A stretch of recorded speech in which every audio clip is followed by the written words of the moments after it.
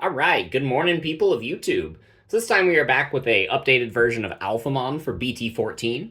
Alphamon did get a major buff in the form of training boosts. So this deck becomes a lot more consistent and a lot faster because, believe it or not, the ability to slam down search cards for 2 memory instead of 3 memory like you could with the black boost really improves the versatility of that. Not only that, but the starter deck 16, the purple metal Garurumon starter deck, did add a card or two that we are going to play in this.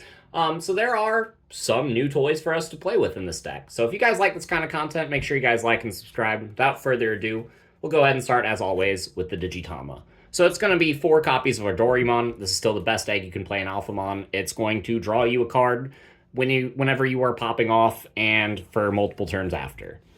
So for the level 3s, we are playing 4 copies of Dorumon, Standard Searcher, still the best inheritable effect aside from DP buffs and security attack buffs that we could put under Alphamon. So the ability to maximize the value of this card and gain a bunch of memory on our turn will ensure that we can pop off. This deck plays very similar to like Fenrir Luca, where you promote from raising area, you pop off your big combo, and then you're winning the game. And this card helps you get the resources to do that. I am playing 2 additional searchers. We do have the Ryudamon. This card can fetch us some more pieces similarly to the Doru, and its all turns effect can combo pretty nicely with a BT13 alpha. We can decoy effects away or to the alpha, and then use alpha's effect to make sure that it stays on board, which is kind of nice. But this card is in here mostly as a searcher that we can play for cheap and evolve a blocker on top of if necessary. The last and one of the most important rookies in the deck is actually going to be the 4 copies of Sunoriza. Now that we are playing Training Boost, I believe that this card is the way to play Alphamon. This ensures that you are closing out games with your Alphamon stacks rather than giving your opponent the ability to clap back. And making sure that your cards are hitting for a lot of damage is very, very strong in this deck. So we are only playing 10 rookies. If you want room for more options, you could honestly cut a Ryuda and go down to 9 rookies. But I do like the 10th one. It does double as a searcher and allows us to get another body out if we need to. But it is an idea that I have been messing around with. So for the level 4s, I am still on 2 copies of the BT7 Darugamon. Having a blocker in the mid game is kind of nice. Having a second blocker that you can have with Alpha is also kind of nice. So the blocker on this card does come up, but we are also playing 3 copies of the Darugamon from BT13 to round out our Daruga package in our level 4s. And both of these cards have the all turns inheritable effect to give us plus 1000 DP, which is really important on an Alphamon stack. The level 4 from BT13, however, allows you to play it for only 4 memory, so if you are breaking on rookies, this can be kind of nice. But these cards are in here mostly for the DP buff, and because you need one of these, and usually a Dex Darugamon to get your combo off. For that reason, I am playing 4 copies of Dex Darugamon. This card is really fantastic in the deck. Something that a lot of players don't know is the when Digivolving effect doesn't have to give this card blocker and retail. You can give that effect to a rookie if you really want to, which is kind of funny. And this effect combos really well with a lot of effects in the deck. You are setting up your trash with your dex pieces, which is why they are important. And your BT13 Alphamon is pulling resources from your trash. So this really helps that get set up. Not only that, but this card gives you extra memory. It combos with the Matt Ishida from the new starter deck. It's a really fantastic card, and I think it's a mandatory 4 of. So for the level 5s, I'm playing 1 copy of the BT7 Doru Greymon because I am only allowed to play 1. Still the best level 5 in the deck. The sec attack up as the inheritable is really nice in addition to the Wind Digivolving protection. This is fantastic. If you get this card or the level 5 Doru Greymon from BT13, you are basically in a position where your Alphamon cannot be removed on the next turn, especially if you combo that with Breath of the Gods. So I think 5 of these are the most important thing that you can do for your level 5 package. And then to round it out, I am playing 2 copies of Dex Doru Greymon. So you could increase this to 3 if you find your local scene playing a lot of cards like Terriermon or Chumon, cards that say your opponent can't gain memory, because those will kind of shut you down. And Dex Doru can really help you by getting rid of those. In addition, it is another Dex piece, so it is a discard, which can really set up your Alphamon play. So I really like this card as a 2 of. Like I said, you could go up to 3, but I wouldn't ever play any less than two copies of this card in an Alphamon base list. So, for the level 6s, currently I am playing 3 copies of Oryu. This card is surprisingly good this format. We are in a meta where there are a lot of decks that do like to rush down, like hybrids, my Magnamon list, Bloom Lord, D-Brigade. This card has a lot of versatility whenever you Digivolve into it. Not only that, but its effect will make it really sticky and really big. And this is a card that you really want under your Alphamon. You can combo this with all of your effects that put this card under it from your trash. You can combo this with Yuji. Like after you swing the first time, get an unsuspend. Swing the second time, tap the Yuji, put a second copy of this under the Alphamon. It is a mandatory trigger. So if you have 2 of them trying to activate at the same time, one of them will fail.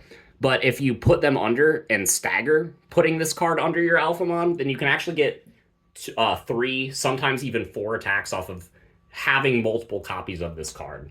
So this is a really fantastic way to really kind of close out the game. I could consider bumping this card up to 4 just because of how good it is this format. The flex slot in the deck is going to be the BT6 Alphamon, but the main Alphamon is going to be the 3 copies of the BT13 Alpha. So BT13 Alpha is probably one of the best X antibody cards that has been released recently. Stunning or giving your opponent an effect that says they cannot attack with cards that have a play cost of 10 or higher will make it so that most OTK decks can't OTK you. You combo this with cards like Congo to prevent the Shine Gray matchup from doing their thing. In addition to your immunity from DP reduction, you have a lot of really good matchups into a lot of really popular decks because of a card like this. So I really like that. Not only that, but this card itself is pretty sticky because all turns once per turn, you can prevent it from leaving play by effects. So they can still kill it in battle, but this card has the ability to stick around. In addition, with all the support, with all of your sec attack up, your ability to unsuspend, this is really fantastic. So if you want to bump either of these cards up to 4, you could cut this BT6 Alphamon, but what I wanted this slot to do was I wanted to double as a level 6, and I wanted another security bomb. So with this card and with the Breath of the Gods, there are a couple ways that OTK decks this format can be prevented from closing out the game by swinging into your security and then giving you the resources to clap them back. And this card improves those odds for you. It's not by much, which is why you could consider cutting this to bump one of these cards up. But in the grand scheme of things, an extra security bomb is nice. It will help you steal some games.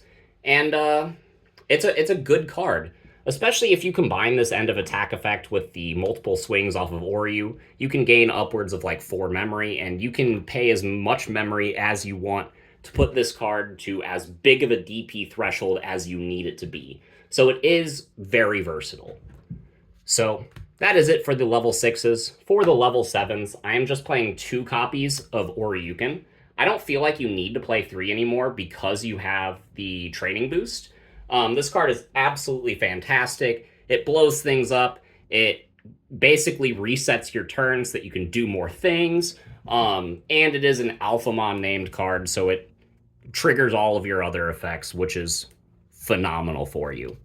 So for the Tamers, we are on 4 copies of Cool Boy because, as I said earlier in the video, a 2-cost Searcher is phenomenal. This card also draws you cards, it gains you memory. If you could play more than 4 of this card, you would. I am playing a single copy of Matt Ishida from Starter Deck 16. So I started testing this card as kind of a meme. It does combo with all of your X antibody like dex pieces to give you an extra memory whenever you're digivolving into one of them, which is really cool. Um, but also being a memory setter is really nice. Guaranteeing that you start your turn with 3 memory will make it that so that even in an inoptimal situation, you can full combo. And this is one of those cards that I don't really feel like you need to play more than one of. Um, but after testing it, I could actually consider playing more than one of it, even though this is not an X antibody tamer, and X antibody has so many good tamers already. So, phenomenal card. It has been overperforming in my testing. And try it out. I really like it. Rounding out the tamers, we do have the single copy of Yuji. This card is still phenomenal. The ability to tuck sources is really nice.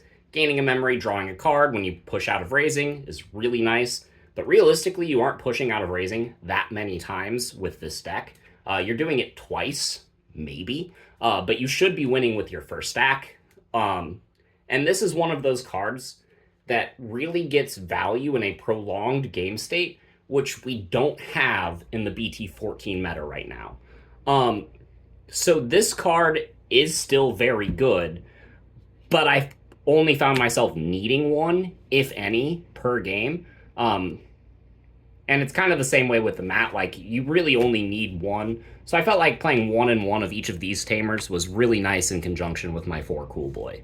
So if you do want to bump up the Yuji, I totally understand, but try it at 1, because I'm pretty sure that this card is not a card that is necessary in Alphamon moving forward. Going into the options, we got one of the best cards introduced for this style of deck. We have defense training.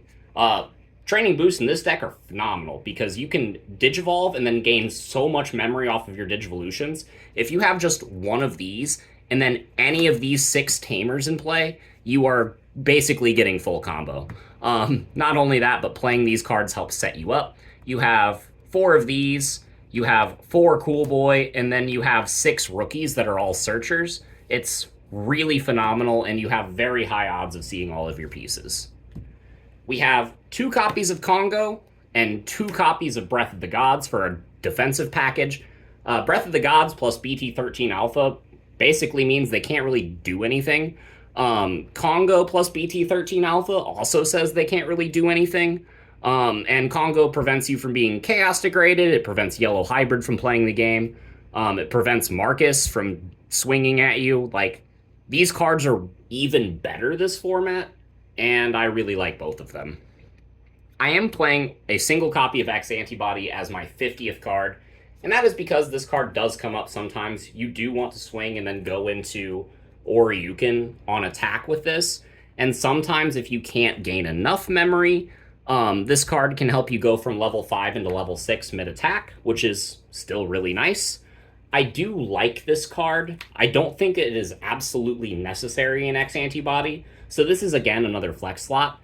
This is actually a deck that has a couple of flex slots that make it highly personable, in all honesty, which is really nice. I do like this style of play. It is an OTK deck at the end of the day, but it does have a lot of different avenues and a lot of different choices that you could choose to include in a deck like this. So let me know what cards you are playing in your Alphamon list, and we will see you all in the next video. Bye, everyone.